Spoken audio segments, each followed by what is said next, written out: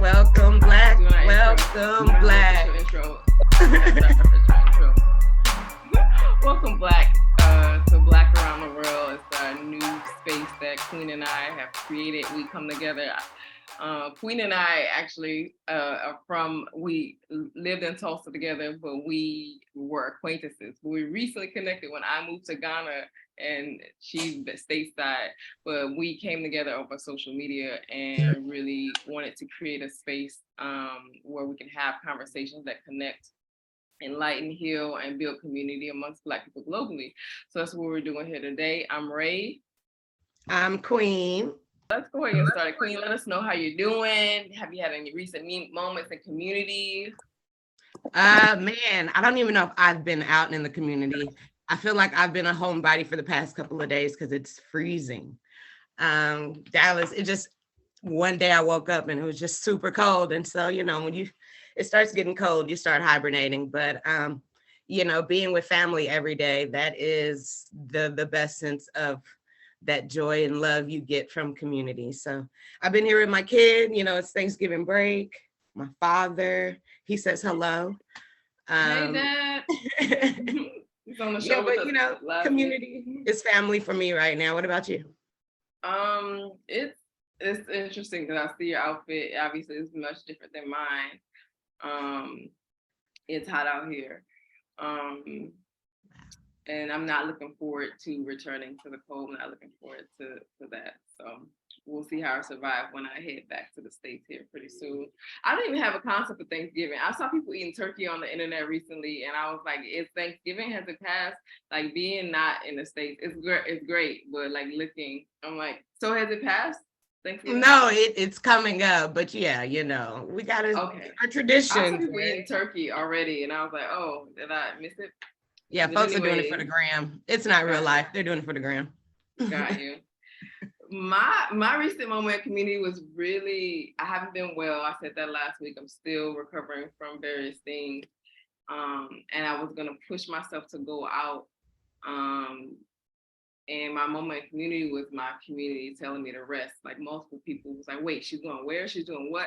And they were like, you need to be resting. Are you well? And it really like made me come into the present moment. Like, no, I'm actually not well to be going out. And thank y'all for like being my voice of reason and like challenging me to take care of myself. That is my moment. That's my moment in community. I'm doing well though. My birthday's coming up. I'm having a birthday bash. Everybody's invited at the beach. Having my annual retreat. First annual retreat will be this weekend. That I'll do every year for women in Akosombo, Ghana. It's a beautiful, beautiful place. I'm ready to be in nature. Look, I'm still gonna say I'm jealous. I want to attend all the events, all of it, but I will be in attendance soon. That's for sure. Yes. I'm gonna turn up for you here in Dallas for your birthday. Yes, definitely, and I'll be there soon, so we can do it then. But anyways, I want to bring our guest on, Corey and Andis. Y'all can go ahead and come on in. I wanted to have Corey and Andis on the show because I feel like their story really reflects what we are wanting to accomplish here on the show, and that's people connecting, people bringing their expertise together, their brain power, and figuring out how we can be better together. For me, it's all about how are we better together. And so I just want them to go ahead and introduce themselves and tell us who they are and where they are. Hey, what's going on, world? I'm Corey Duval. I'm from Jacksonville, Florida. I'm the owner of Hollywood Cuts Barbershop. We've been in business going on 7 years now. And yeah, man, this idea and this gift from God and this vision from God to go to Ghana and to travel the world to spread my gift and knowledge has just been one of the most liberating things because it's allowed me to find myself more every time, right? Because we never really find ourselves. And that term that when somebody thinks they have found their self, I think you find yourself, and it's a period. Find myself is when you die, because life is a continual journey of growth, right? So just on this journey of finding myself, I'm learning so many things. And I know that one thing's important is like uplifting our people, and not just our people, but our people. So community is very important to me, and I just want to continue to help build and make it a better place before I do leave this earth. Thank you. I want to get into, you said a lot of things. I really want to like peel that back. And just tell us introduce yourself, please. Aman is a preacher, man. All right. He's a presidential candidate right there. Aman is definitely a preacher. So I'm Andis Asare. A lot of people know me as Andis Barber, and I've been in the barbering industry for 11 years now.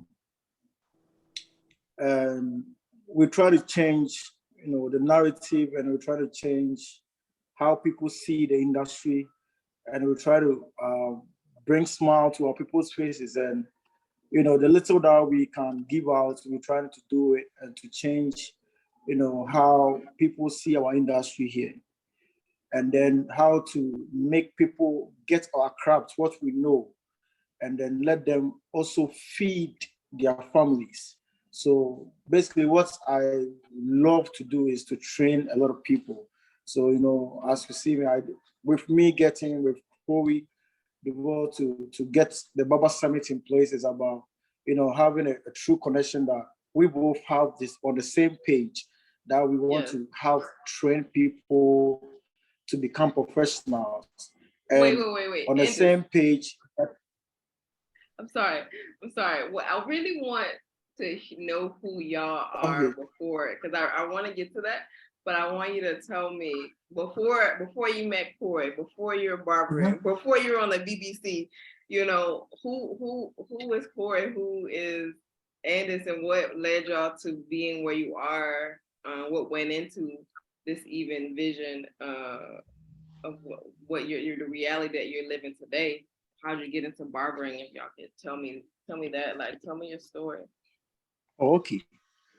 So my story is just simple, we can't say much. We just from a boy from Zongo. When I say Zongo, do you know Zongo in Africa? In Ghana. Well, you've been here already, so you know Zongo, right? Learn me something, sorry. So Zongo means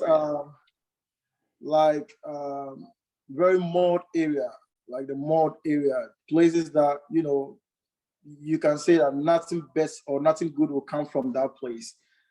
Being a boy from that place, and then having 4 siblings, and with a single mother.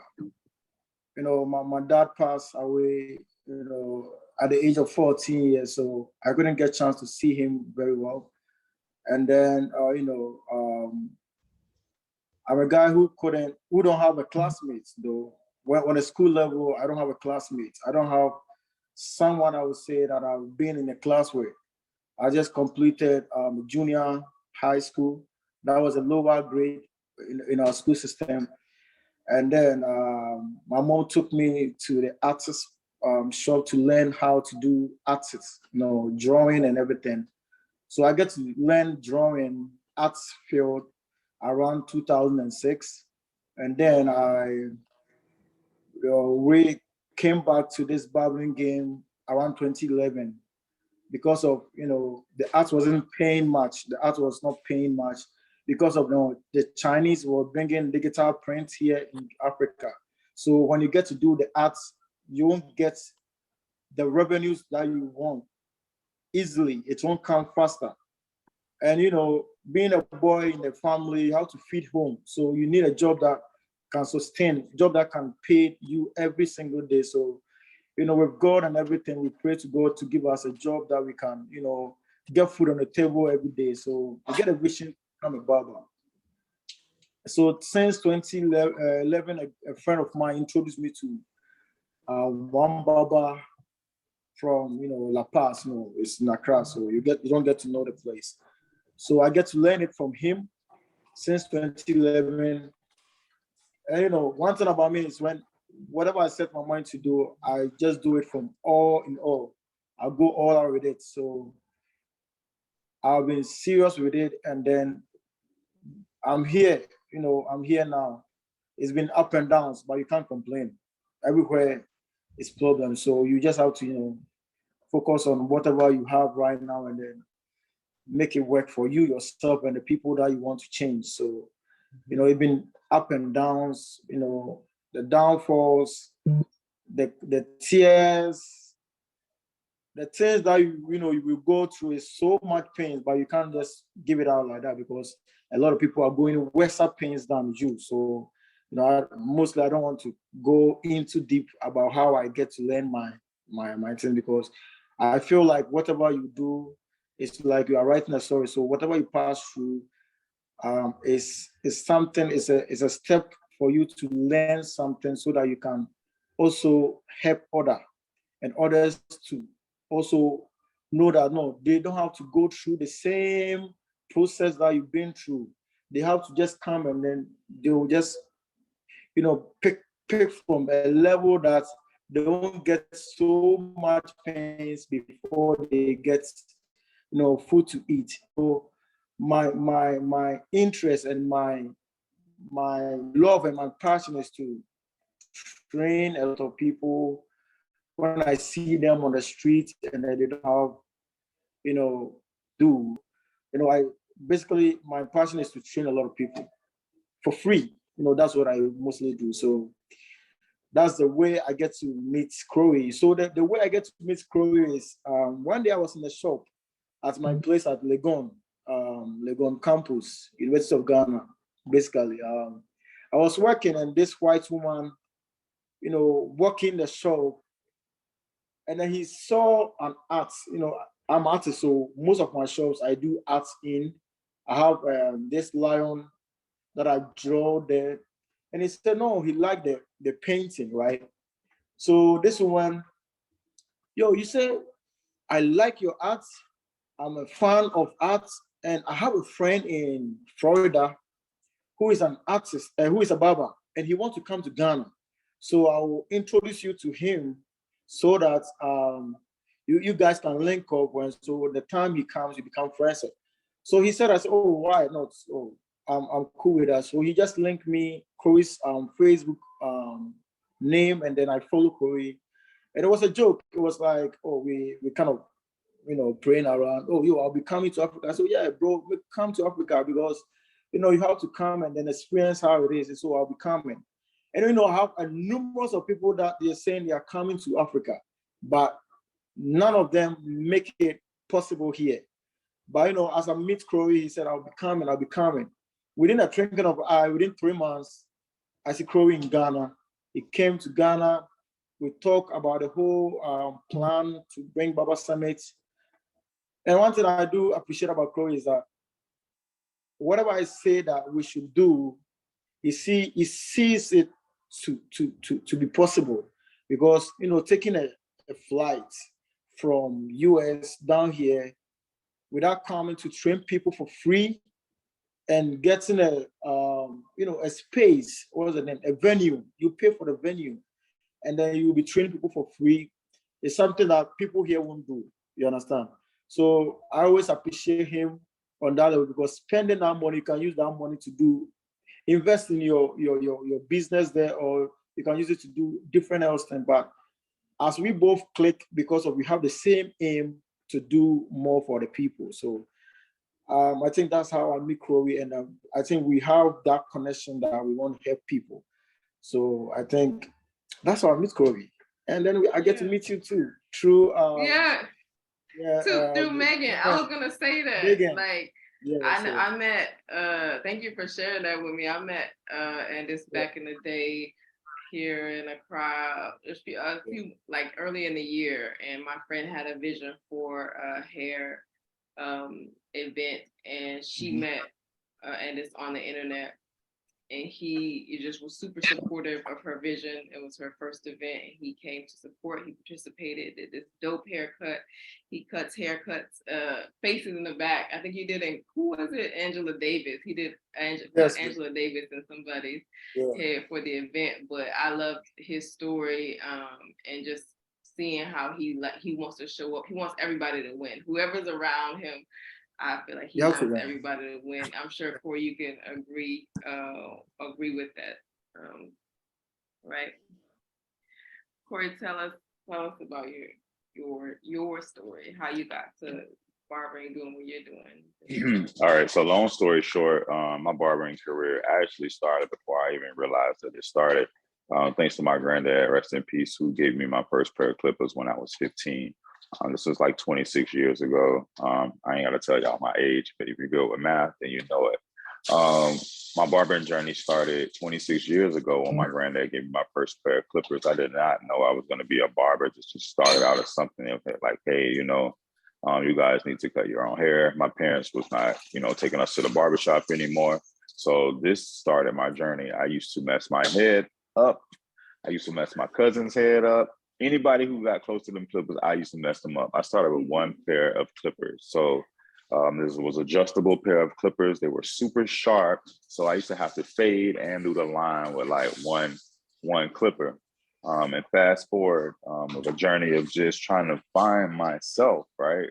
Going in the streets, like going back and forth to jail, just like making a lot of decisions that wasn't representing like the God that is in me and the God that's been revealed to me over time. So I come up to the year 2011 when I was with a young lady, and she saw something in me that I didn't really see in myself. And she said, "You're very talented. I don't know why you won't go to school. You should go to school and get your license." And I was like, seriously? And then, I made a decision to go to cosmetology school, get my license. And I've been licensed for 10 years now. And I can say it's one of the best decisions I've made to be a barber, because it has allowed me to meet people that probably would have never talked to me if I wouldn't have had something of value other than myself, right?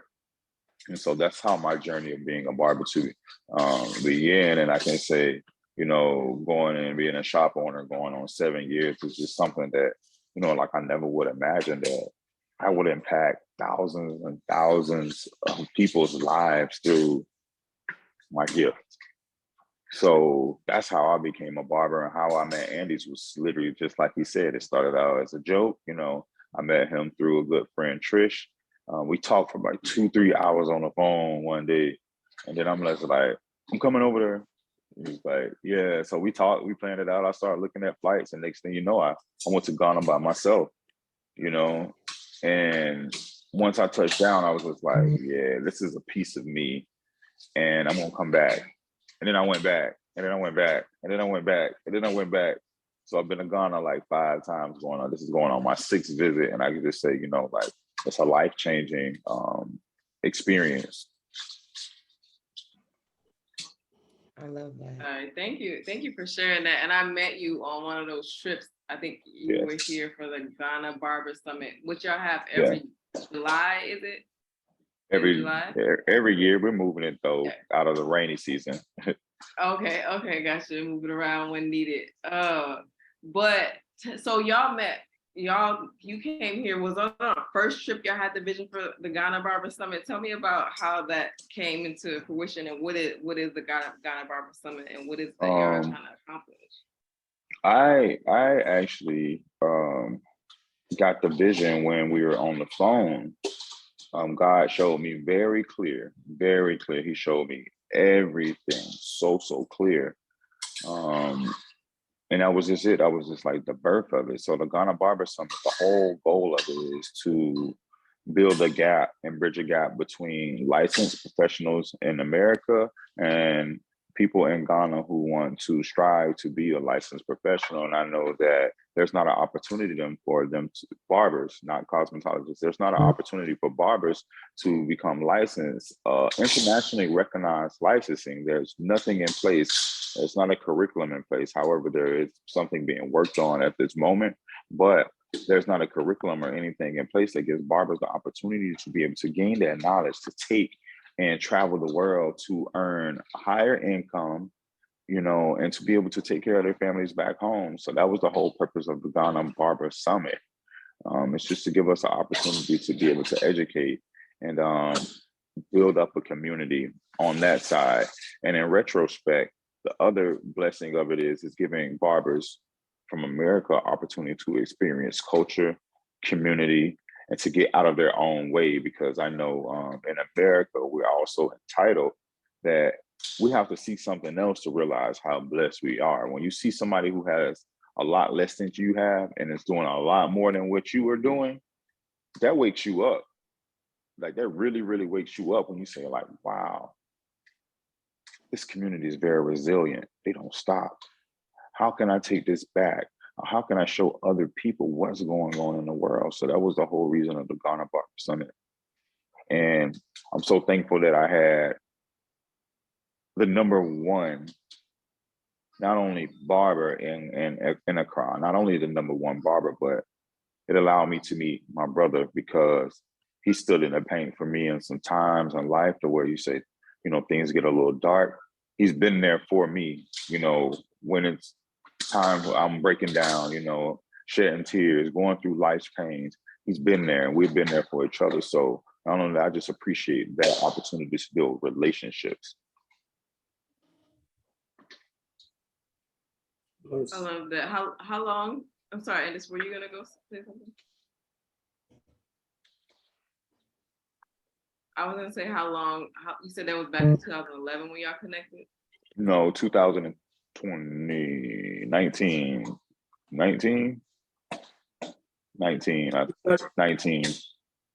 Yeah, we meet up 2019 and we start 2020. Wow, 3 years already, bro. Mm-hmm. Wow. I love that. What do y'all think went into y'all's desire? Because y'all could have connected and did something that benefited just yourselves. Like where did that come from in your life that has it always been there, that you knew you wanted to impact people, you knew you wanted to use what you had, not just benefit you, but you want to benefit other people? Like, where did that come from? For me, right? Yeah. The question is for me, right? Either, yeah, you can go. Yeah.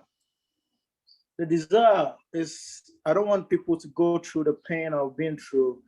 And the pain is, we do go through every day. You know, you've been in Ghana, I don't know if you work so much, like a lot of people are in pains. A lot of people don't have, common daily meal to eat.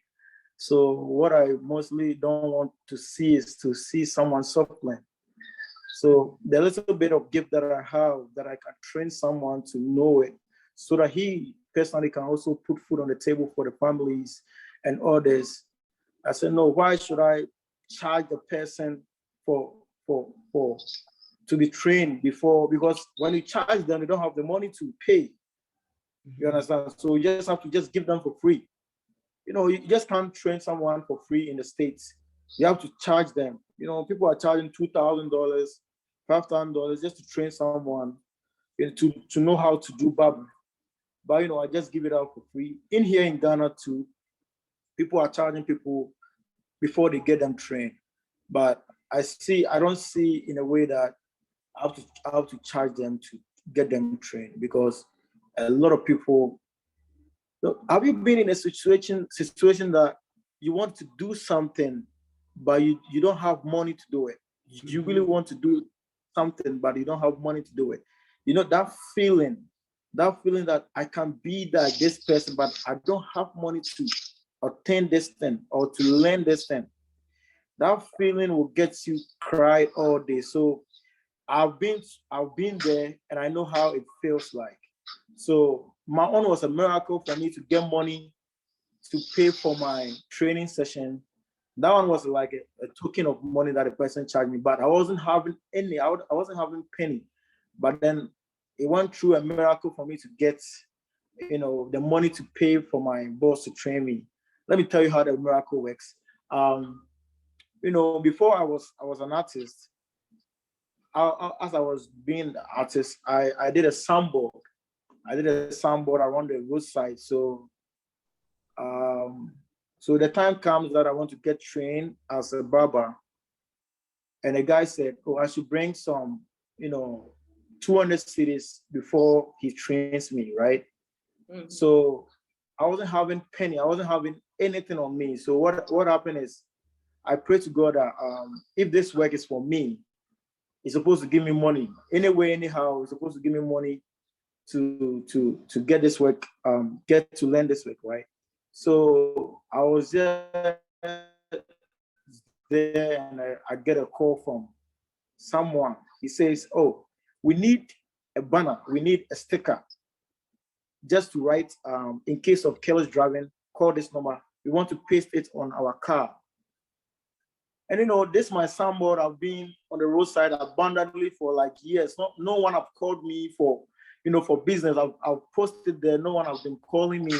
But that moment, someone called me that he need me to do stickers for them. So I went there to their office, and he says, "Oh, bro, can you do this for me? How much will you charge?" And I said, "Oh, I'll just charge 100 cedis." He said, "No, the person insists that I should charge them 300 cedis. The person who is in charge for me, to charge them, he insists that I should charge them 300 cedis for him to pay me to do the job. But the job is just 100 cedis. You understand? How God do his thing. So I charged them the 200 cedis, and then I went to do the job, and I get my my money, and I went to pay, and I started learning the work. So my one is a miracle, but maybe someone won't get it like that. So how to just help others so that they can also get their desire they want. Maybe they want to learn the craft and they don't have money. So my passion is to help people. That's when I feel alive, when I'm helping people, when I'm trying to give someone something that he's in need for. I feel like I'm alive, like I'm doing something I'm so happy about. You understand? It was an incident that at Padama where I started, on their festive seasons, they call it Salah Day. That festive seasons, where the Muslims celebrate, that festive season, that's the day most of the barbering shops get their money. And at that moment, we were having light outs. At that moment, there was light out all over everywhere. And at that moment, I decided to give free haircuts for the whole community, right? So that moment, I had to use a generator, go and rent a generator, and then fill it with petrol and cut people's hair for free. And I have videos of that. Because lights out, and we can tell them what lights out is. What is lights out? It means light off. You don't have lights. What? Yeah, you don't have lights. You understand? No power at all. So no power, yeah. No the whole, power. Like yeah. City is out, yeah. The whole city is out. And that moment, I have to rent a generator, fill it with petrol, and cut the people, a lot of people, like hundreds of people, hair for free. So by the time I was doing it, I was feeling so happy to do it, but then I'm losing money and I'm not getting anything in it, but I feel happy when I'm doing it. So I feel like me helping people makes me feel alive. That's what I get to do, what I always do it. Always have to help people. So it's not like I have much, I don't have enough, but on the little bit that I have, I try to, give to the people, those who are more in need. You understand? So I think that's my, my desire, my passion and everything. That's why I get to do what I do. You brought up a good point, funding. I was going to ask, are you all doing this? Is this self-funded, or are you relying on the community? Do you have investors? Like, how are you able to continue this work? It's self-funded. You ask Corey, will tell you it's self-funding. We just do everything on our own, everything from the pocket, everything. At times you just read up all your bank accounts to do all this. At the end of the day, the money will come back. When you work, as you are alive, the money will come back. You ask Corey, the last Barber Summit that we do, he spent over $3,000 on the venue. You understand? On the venue for one day, $3,000. And then his hotel money is not part. His flight money is not part. and asked me how much did you get at the gate fee. What? It's $100. $100. Wow. And $100 that we get, we use that $100 to pay for the people who came to work for us. You understand? So at the end of the day, we didn't get anything, but we were happy. 100 cedis, not $100. Yeah, 100 cedis. So not $1. So you're saying the people who pay to go to Barber Summit, they charge 100 cedis, which is like $10. Like, no, it wasn't 100 cedis. It was 30 cedis. It was 30 cedis. Yeah, in all. In total, you got 1,000 cedis. Wow. Which is so when it comes to $100, it's $100. Yeah. Gotcha. You get me? Yeah. So we use that money to pay the workers, the people who work for us. And at the end, I see the smile on Corey's face. I see how happy he was to fulfill, the dream that he wants to do. And I was like, wow. Me checking the flights, me checking the hotel,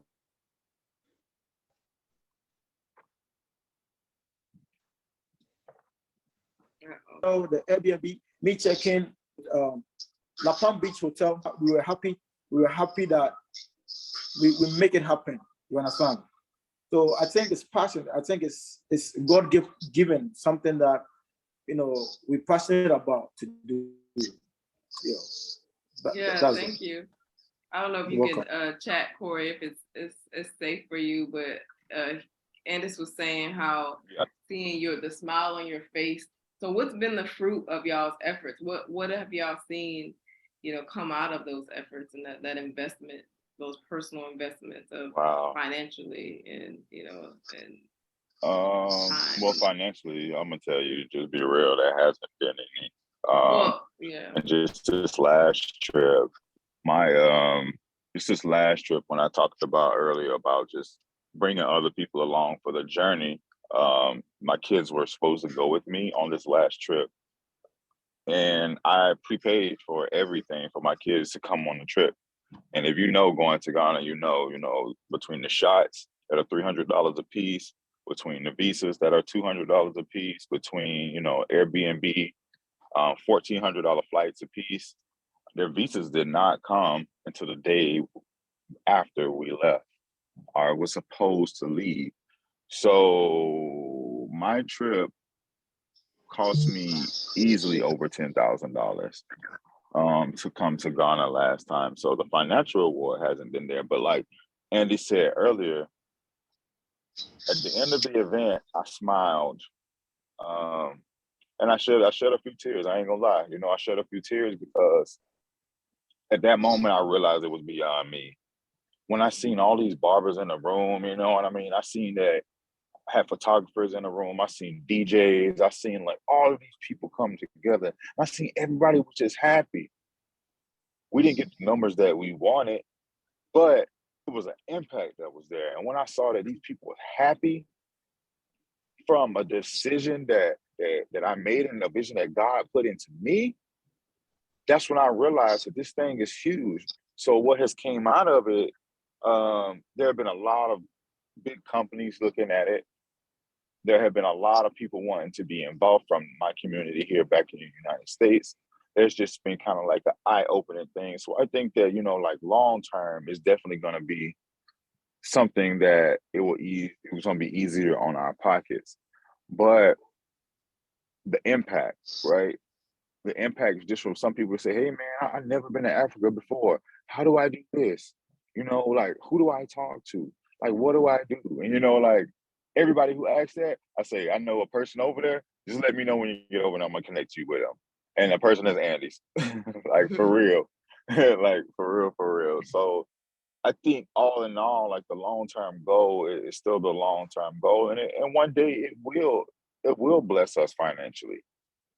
Because God and the God that I believe in is all about reciprocity. Like, there's no way you can invest in anything or anybody without getting a return. Now, that return, might not be $15,000. It may just be like, God, introduce you to somebody that could help you get sponsoring, or God introduce you to somebody who could write contracts for you to secure money. Like, you never know what that blessing is going to be, but there's going to be a blessing in it.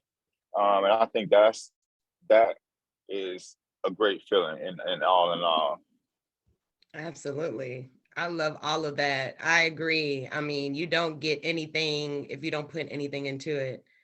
And so, yeah, I commend y'all for just having the vision and listening to God, right? And saying, I'm gonna do this, whether I'm going to reap anything financially or whatever, it's on my heart. So I commend y'all for sure. Yeah, like you said, that's gonna all come back to y'all, whether it's financially, mentally, emotionally, the relationships. Like I think that's how I operate my work. Like whatever I'm doing, I'm gonna have to be, bringing somebody along or impacting people, or else it's not fulfilling for me. And so you'll definitely will get what's due to y'all. And so I admire y'all's ability to come together and do that. I know that's no easy feat as far as being in two different places, two different countries, and then being able to come together around that. So I commend y'all for that, and I'm sure that like the people who y'all are impacting are super forever grateful. And I know there's like probably impact that y'all don't even really get to see. Oftentimes, sometimes it's the unseen impact, and so. I say big ups to y'all on that. Yeah, we could pull a lot from y'all because, even when you tell y'all's story, it reminds me of Ray and I. We really didn't know each other, but we had a vision, and we both bonded on the community and helping each other. And we haven't put in 10 racks yet, but, we have put in a lot of time. And so I love how God is working in mysterious ways. A lot of people are connecting all over the globe to better our communities. So this is, I love it. Sorry about that, if the camera's pointing up. Oh, you're totally fine. And just welcome back. We lost you for a second. Thank you. Mood was on emergency mode. I'll pick it to you. So We're back. Yeah. Did you hear me, Queen? Oh, I'm sorry. What did you say? I said I'll kick it to you to do those. Oh, well, yeah. I mean, after, I guess, hearing you all's story and whatnot, I definitely have some questions, and maybe even more additional questions than what we originally thought. But, first off, I know you all are partnering with Barbers and whatnot. So do you all have any social media platforms or any websites that people can find you all at so they can be a part or involved in whatever capacity? Yeah. So my personal social media handle for me is I am Corey Duval. That's IAMCOREYDUVAL. And the platform for the summit is Ghana Barber Summit, spelled out exactly like that, Ghana Barber Summit. And our website is GhanaBarberSummit.com. Perfect. And did you have a personal Andis that you wanted to drop and have people follow you? On Instagram is Andis Barber 1. So it's ANDISBARBER1. Andis Barber 1. Yeah. And we have a foundation called GH Active Barbers Foundation. Like, that's where we mostly help the young ones from the villages to come, and then we give them shops to work in. So, from the villages, from the urban villages, we let them come, we give them a place to sleep, and then we give them, we find shops for them to work in. So, we're just trying our best, yeah. That's beautiful. So you can just all on Instagram. All right, I'll have that at the bottom of the screen so people can follow those links. Ray, did you have anything you wanted to add? Definitely. Well, thank y'all so much. I enjoyed learning about y'all's story. I knew a little bit, but the podcast, this episode allowed me to dig a little deeper and learn more about how y'all are able to come together. And I hope that y'all's story inspired more people to bring their resources and their background and their knowledge to impact people, because that's amazing. At the end of the day, for me, that's what it's all about. Like your the impact that you're having on a regular basis, and I like that. That's the focus for y'all, is the impact that you're having on communities and people. And so I commend y'all for that. Thank you so much for coming to share your story with us. Yes, and appreciate y'all for having us on today. And I hope, you know, like, I know we're going to connect, and I would like y'all to be a part of this movement in whatever shape, form, or fashion that we can. Oh, absolutely. I'm a Thank you part. for Thank y'all. Y'all take care. Take All care. right, you too. We'll be seeing y'all. Bye-bye.